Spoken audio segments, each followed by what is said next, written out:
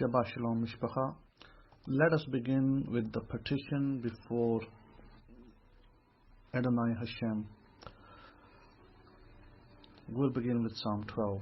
Help, Yud Hevahe, for the pious man ceases, for the trustworthy fail from among the children of men. They speak vanity, everyone with his neighbor, with flattering lips, and with a double heart do they speak. Yud Hevahe shall cut off all flattering lips, and the tongue that speak proud things, who have said with our tongue, we will prevail, our lips are our own, who is master over us, for the oppression of the poor, for the sighing of the needy. Now will I arise, says Yud Hevahe, I will set him in safety from him that scoffs at him. The words of Yud Hevahe are clean words, as silver tried in the furnace of the earth, purified 7 times. You guard them, O Yud Hevahe, you shall preserve them for this generation forever. The wicked walk on every side, when worthlessness is exalted all around.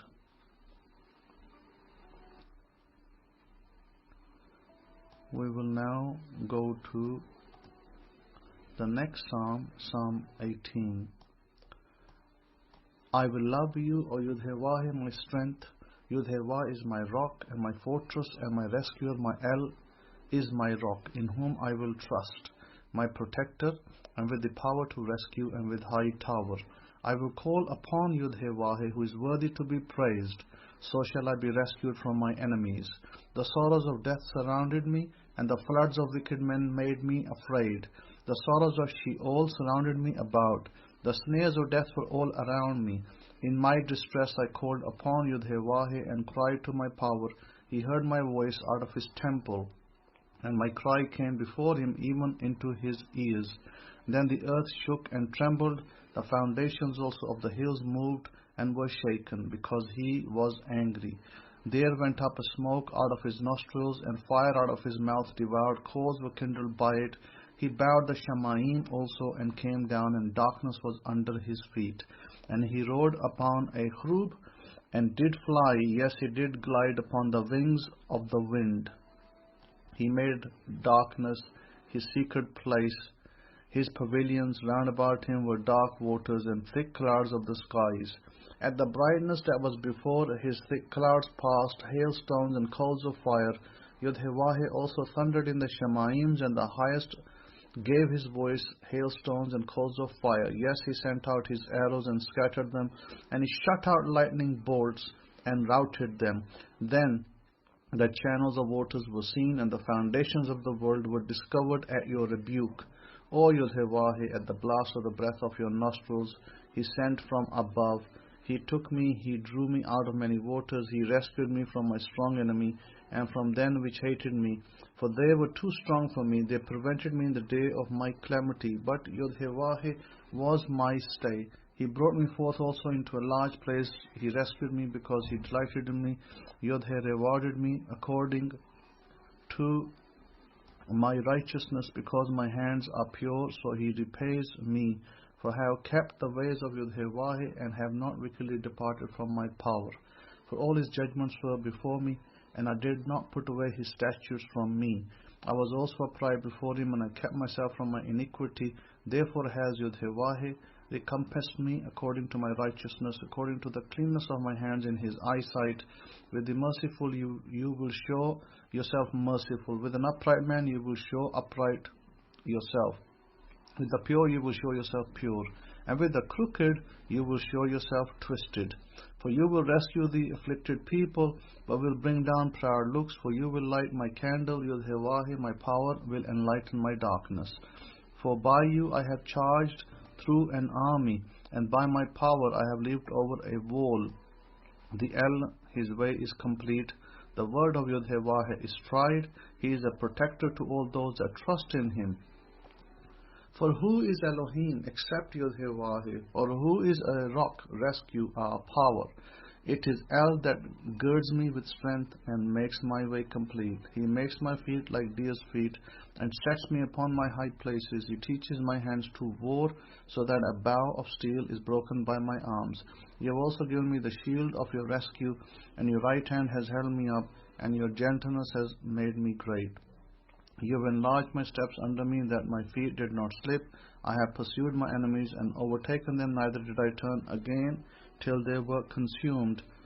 I have wounded them, they were not able to rise, they have fallen under my feet, for you have girded me with strength to the battle, you have subdued under me those that rose up against me. You have also given me the necks of my enemies, that I might destroy them that hate me. They cried out, but there was none to rescue them, even to Yahoshua, but he answered them not. Then did I beat them small as a dust before the wind, I did cast them out as a dirt in the streets. You have rescued me from the strivings of the people, and you have made me the head of the nations. A people whom I have not known shall serve me. As soon as they hear of me, they shall obey me. The strangers shall submit themselves to me. The strangers shall fade away and be afraid out of their close places. Yahoshua lives and is my beneficial rock. And let the Elohim of my rescue be exalted. The El that avenges me and subdues the people under me. He rescues me from my enemies. Yes, you lift me up above those that rise up against me. You have rescued me from the man of violence. Therefore I will lift up to make you known, O Yahoshua, among the nations, and sing praises to your name. Great rescue does he give to the king, to his king, and shows loving kindness to his anointed, to David, and to his seed forevermore.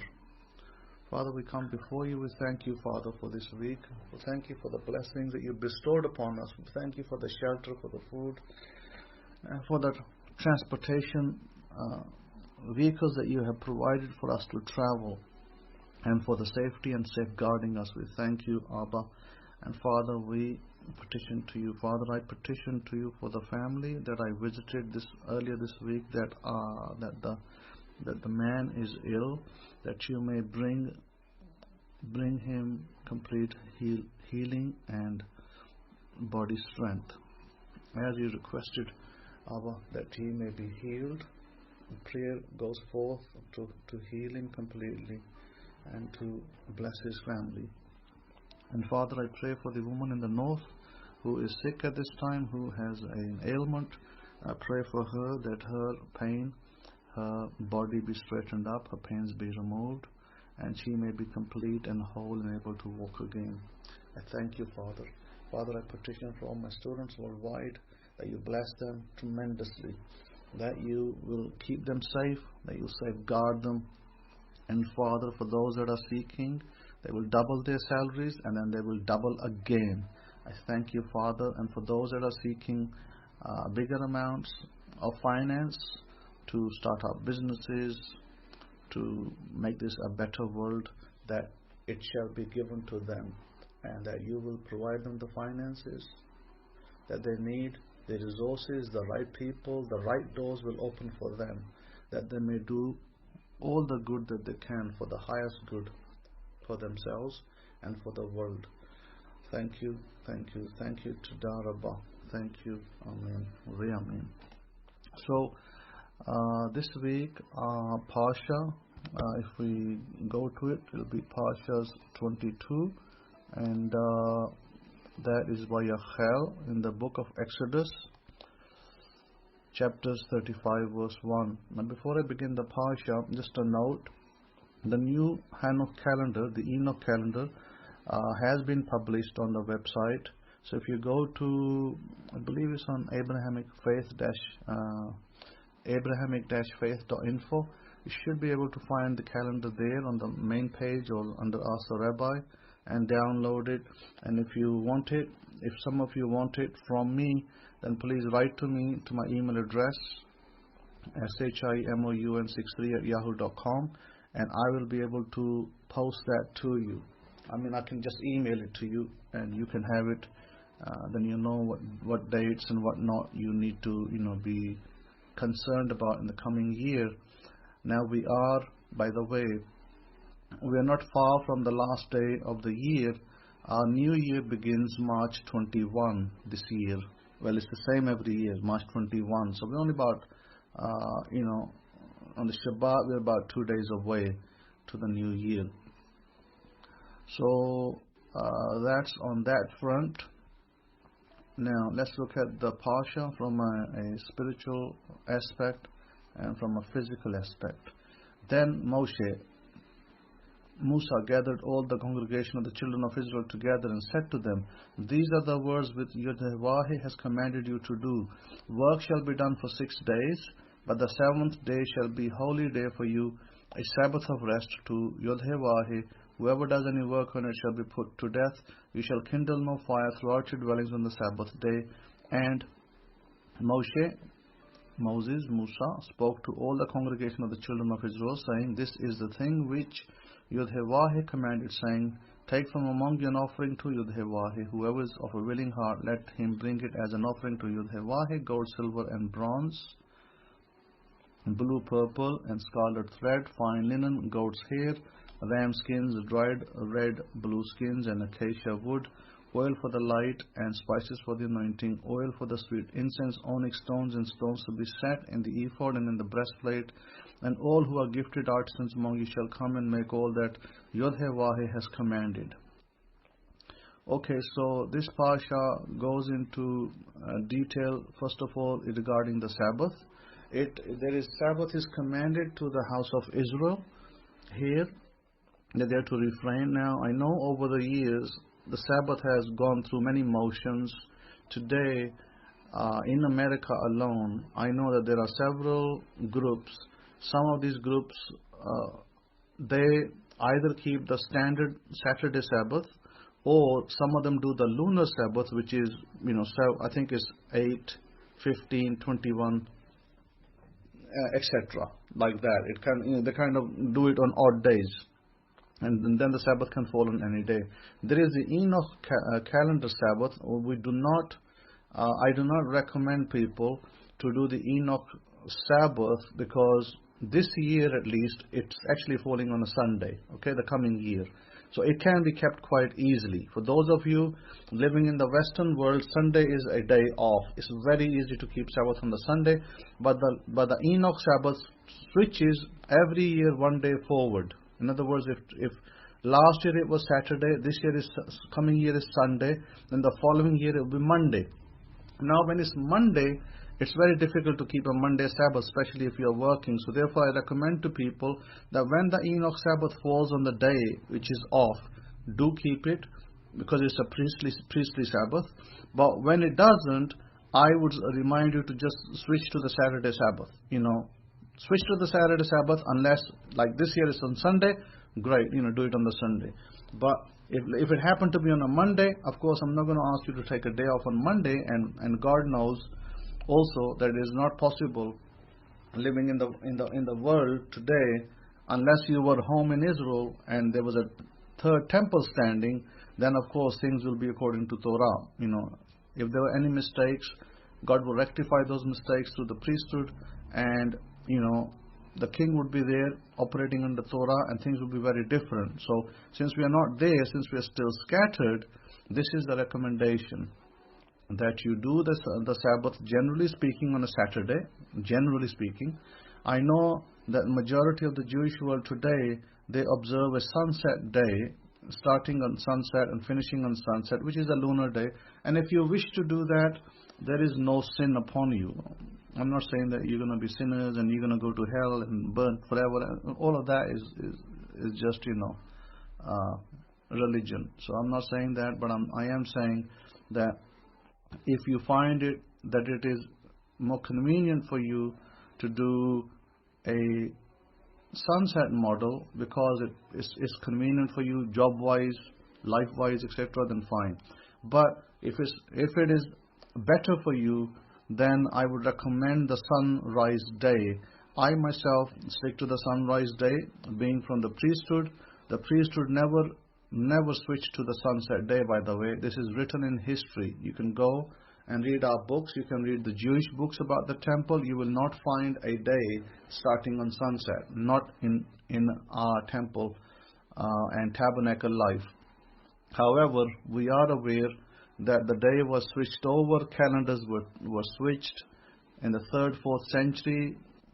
Calendars were switched to make it into a lunar calendar, and that's okay. Like I said, that changing times, people had to make changes and so on and so forth. I'm not here to judge those people. I'm not here to say why they did it and why not.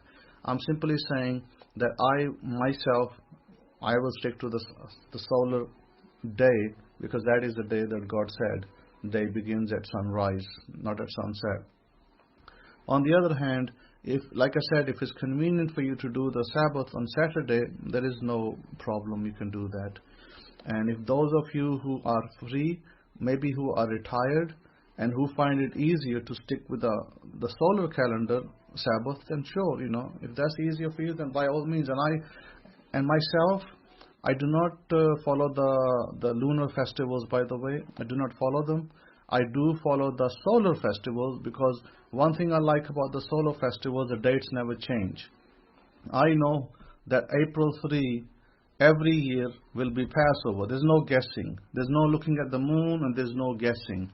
April 3 every year, doesn't matter what day of the year it comes into, and every day the day shifts by one because of the Gregorian calendar we are in, but it's okay, because the days of the festivals do not, the dates of the festivals do not change, and that for me is very flexible. I already know ahead of time that what dates I need to keep free for the festivals. So I'm happy to do those. If those of you who want to do otherwise, again, there is no, since we don't have a standing temple, we are not in Israel, I'm not, saying to you that you have to do what I'm doing. However, it's a recommendation. My recommendation to you, that is, you do that, and for the utmost blessing. If you want blessings in your life, the closer, let me put it this way, the closer you stick to the Torah, the book of Moses, or the books of Moses, or the scrolls of Moses, the closer you stick to those, the more blessings you will receive. That is a given, okay? Now, on the other hand, there was occasions in the past, like, there was a priest who traveled from Israel to Iraq, and it happens to be that when he went to Iraq, they were celebrating on a different day. No problem. He had already done his festival in Israel, and he also did the same festival in Iraq on a different day. So that's not an issue. You can do that. If a festival falls in different countries on different days, sure, because they might be operating on a different calendar. He didn't go over there and start debating them and start questioning them, and so on and so forth. Didn't do that. Didn't do it then, we don't do it now. It is not for us to do that unless instruction is given to us. But that, the instructions that we have right now are the written Torah, and those what we follow, those what we do. Other than that, if there's anything else we're not sure of, we can ask God and get instructions from Him.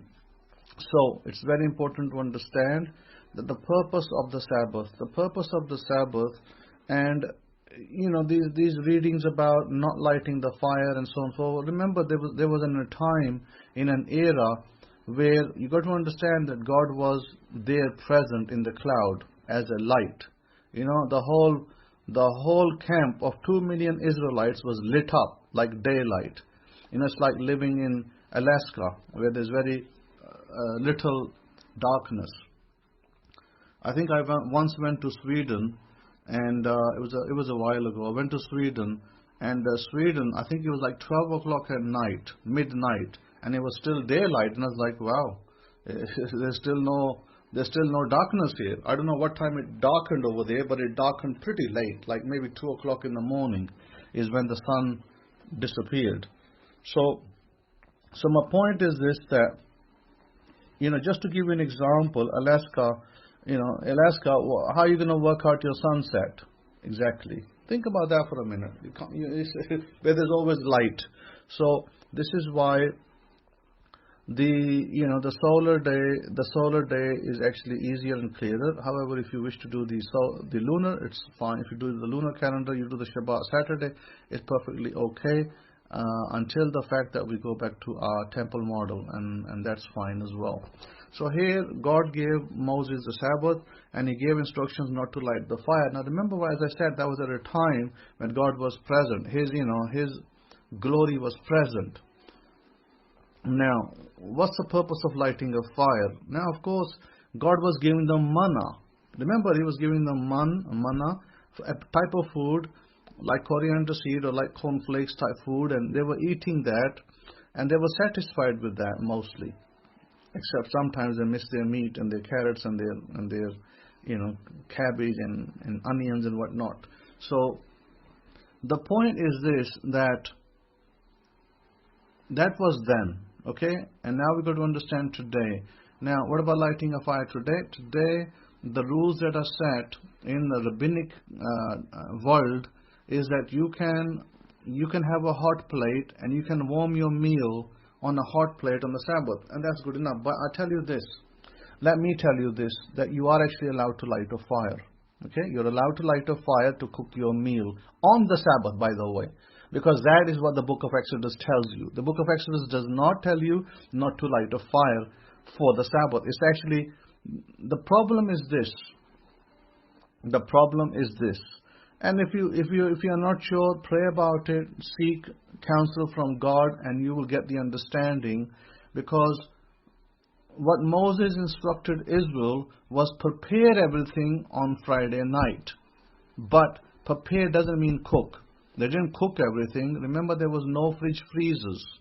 So they could not cook it and just put it in the fridge and Saturday morning they take it out. Remember, I explained to you that there was manna. When the manna stopped, then the regular life was they prepared everything on Friday, but they did actually cook it. They did cook it on the Saturday. And they ate it like that because there is a confusion with the translation of the wording.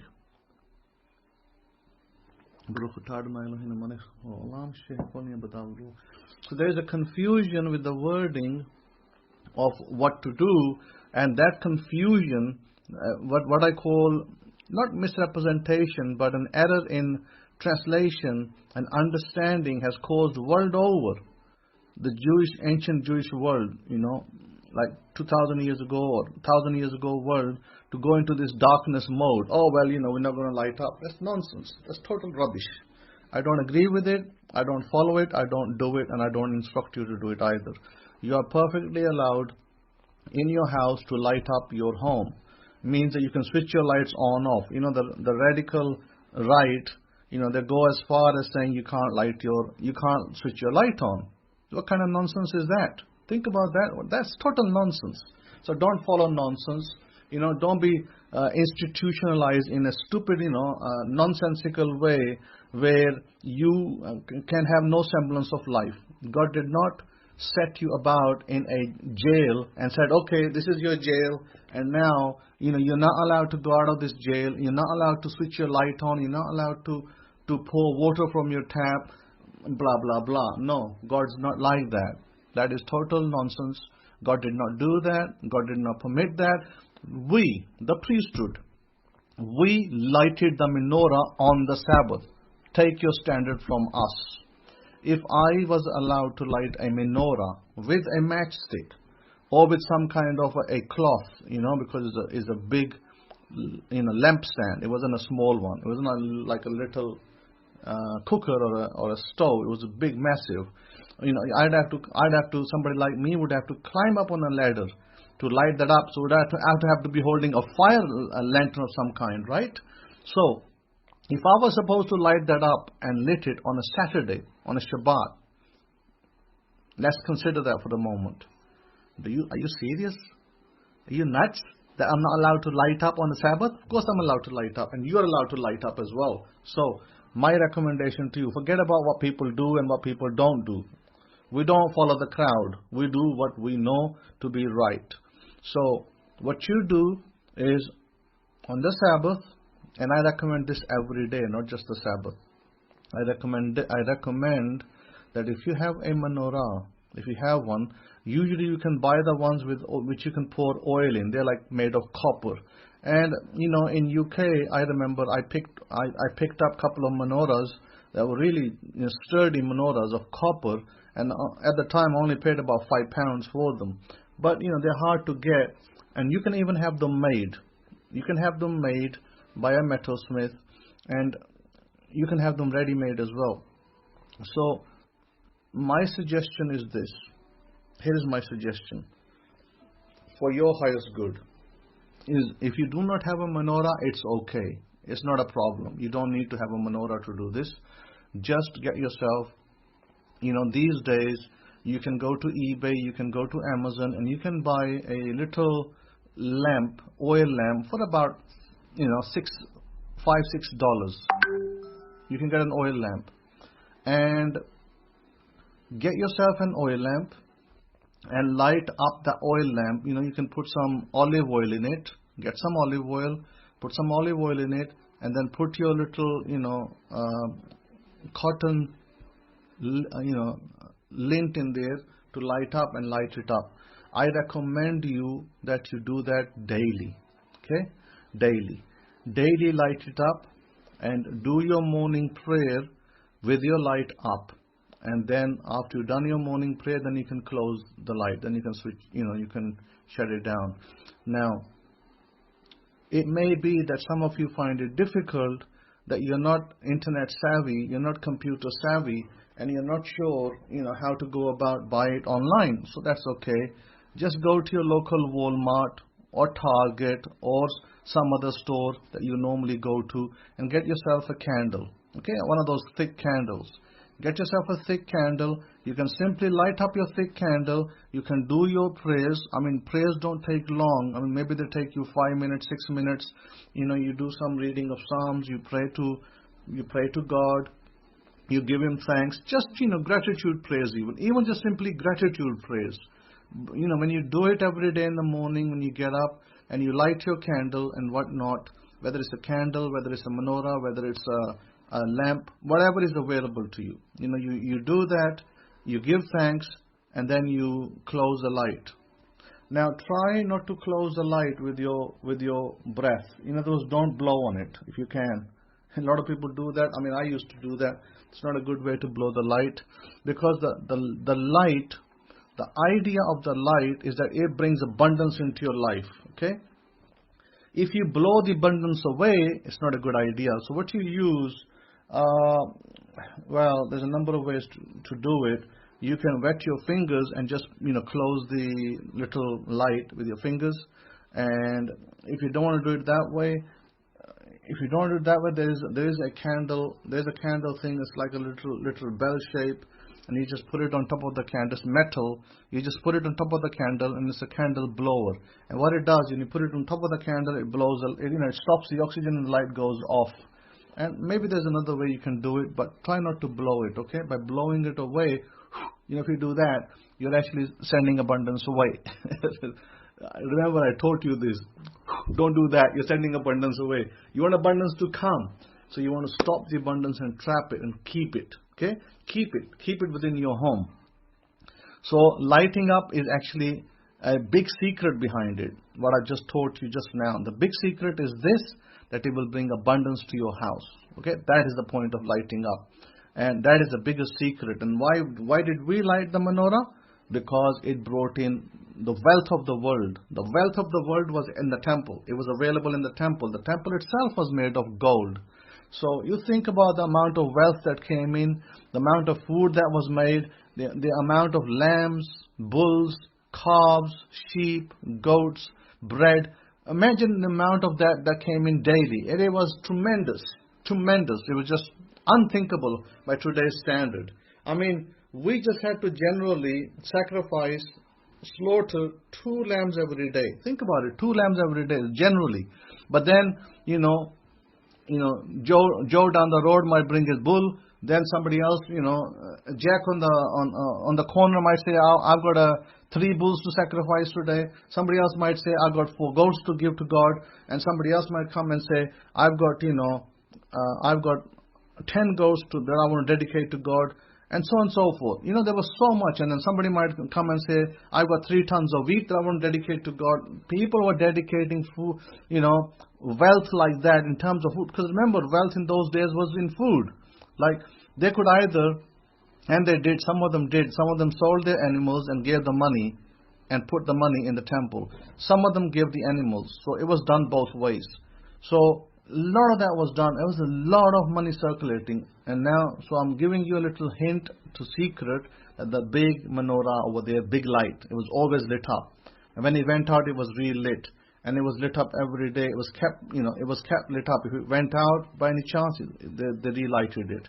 So the light was used every day in the temple or the tabernacle, and the purpose, it drew in abundance.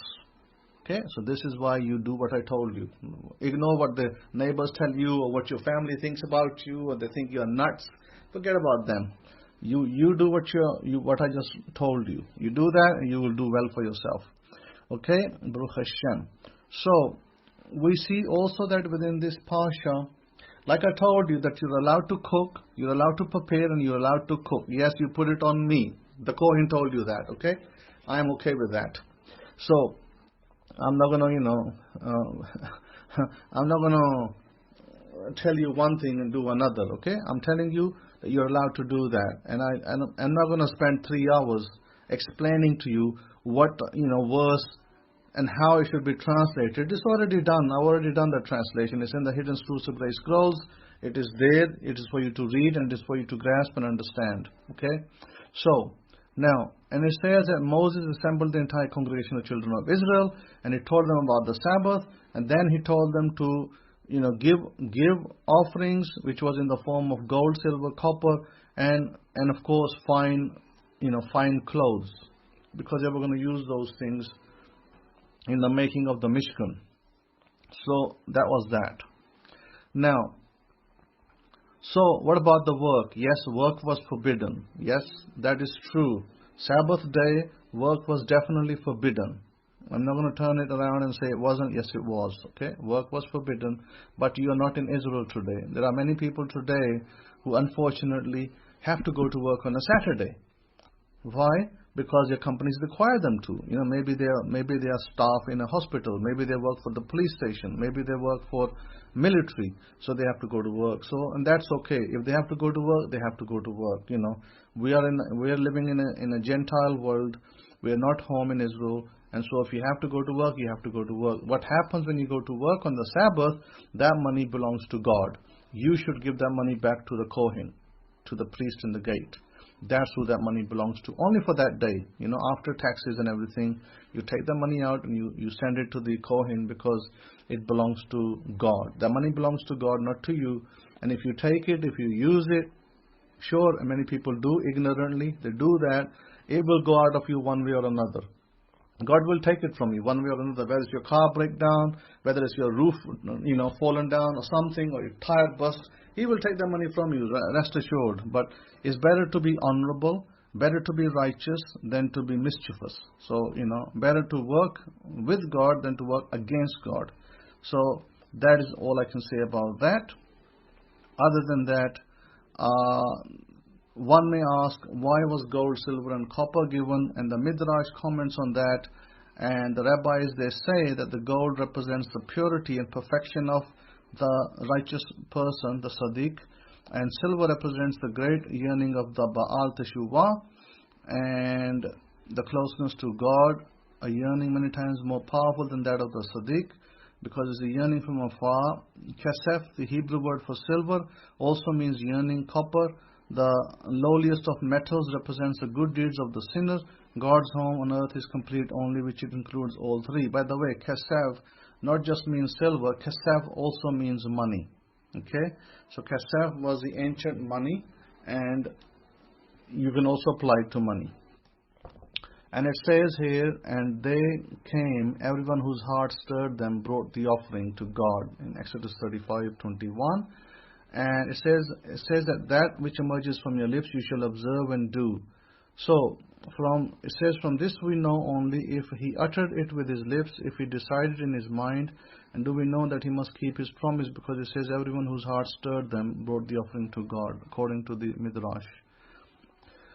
Then they came, the men along with the women. So, of course, whoever was moved to give to God, they came and they gave. And by the way, on the notice front, the people who sent me the money for the family in India, all the money that I collected, let me just give you a total figure. I think so far the figure that I collected was, let's see, 360. Okay, it was about 360. That money was already sent to India, to the families already with them. I think that they already paid their bill. But we were a little bit short. I did add some money from myself and covered it up, and so I think that for now at least it paid their bills. So thank you for those of you who supported us in this endeavor. I would suggest that it's a suggestion that if you send any more money towards it, I will send them for their ration for the month, like food and stuff that they need, because the whole family was in hospital. I don't know what state they're in, because I'm not in India, so I didn't have any contact with them the last 2-3 days. But like, if you sent any further money, mark it India still, and what I will do is I can use that money to forward it to them for food money, etc., for the coming month. Okay, and Todah for that. So anyway, so coming forward, now I wanted to talk about the fact that we are told within the the psalm that I read. Remember, the psalm said, and something that I quote in the Psalm 18. Let me go there. Let's see if I can pick it up. Let me go there. And there was something interesting in there. Let's see.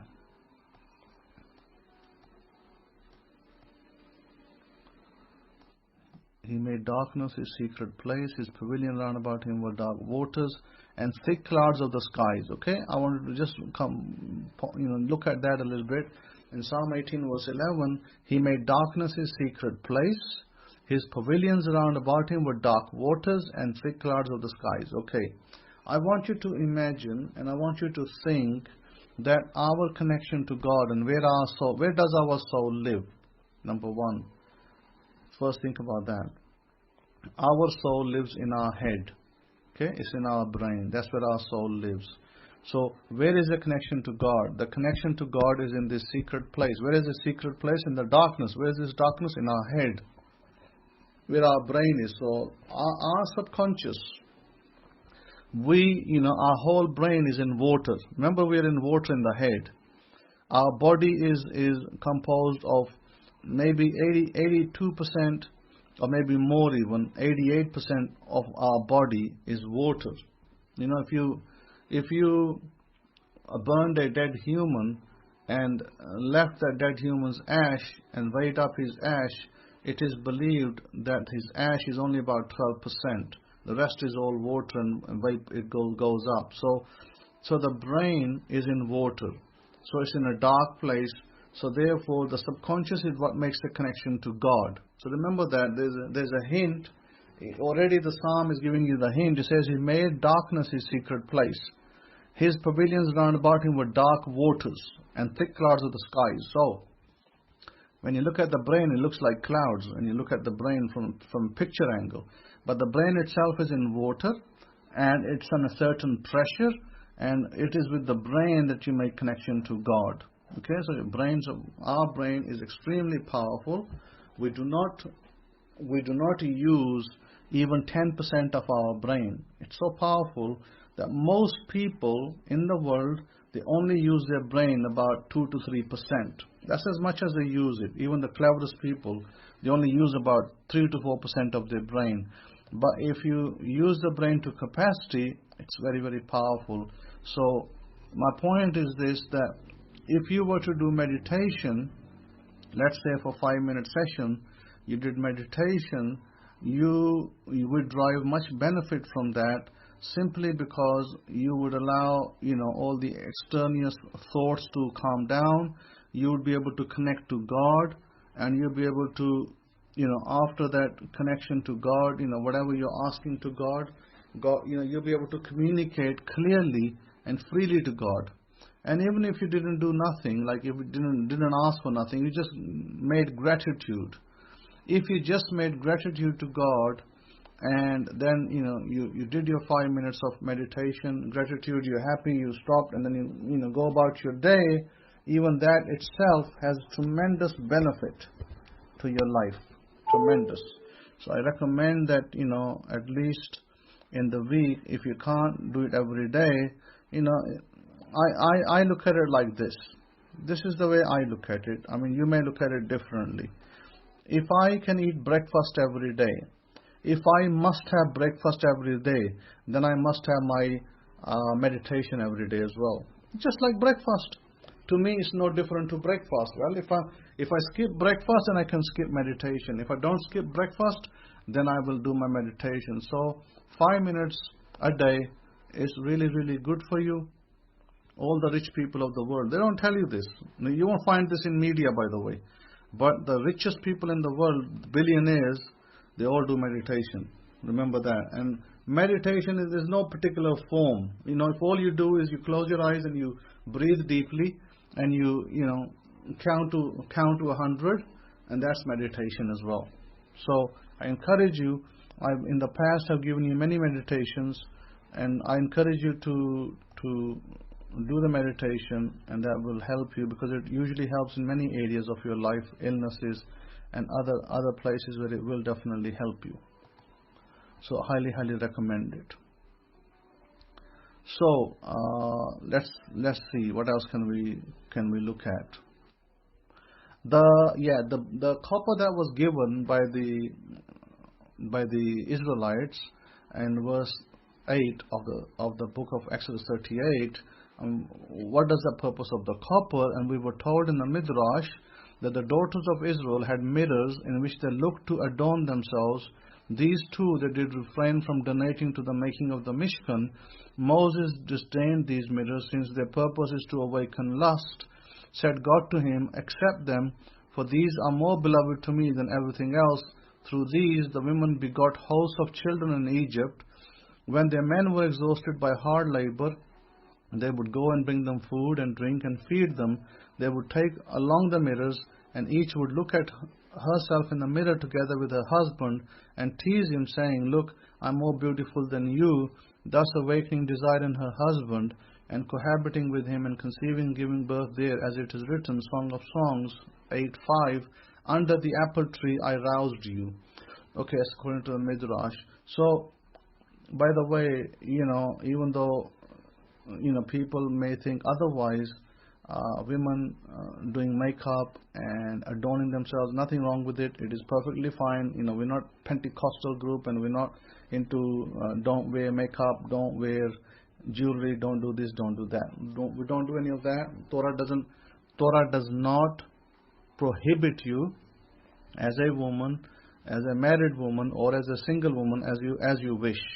You are allowed to put on makeup and jewelry. There's no problem about that. Okay, so with that, I'm going to ask leave. I'm going to say this is sufficient as a forerunner to Sabbath. And so that if you want to know more about the Sabbath, I'd encourage you to get the Hidden Truths Hebraic Scrolls, if you may wish, and study it, and study the Sabbath, and learn the ways of the house of Israel. So I'd like to thank you for joining us today, and until next week, Shabbat Shalom to you. Have a wonderful, wonderful day and week ahead, and may the God of Israel bless you, keep you safe, and guide you as you go along your way. Todah, Shabbat Shalom.